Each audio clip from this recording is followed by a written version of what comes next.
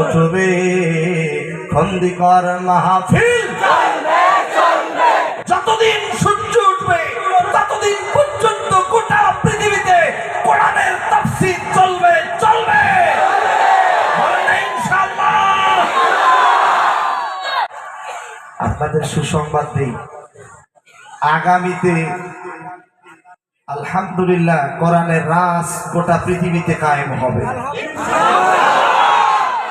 ইমাম মাহদী আসার উপযুক্ত সময় হয়ে গেছে, ঈসা পয়গম্বর আসার উপযুক্ত সময় হয়ে গেছে।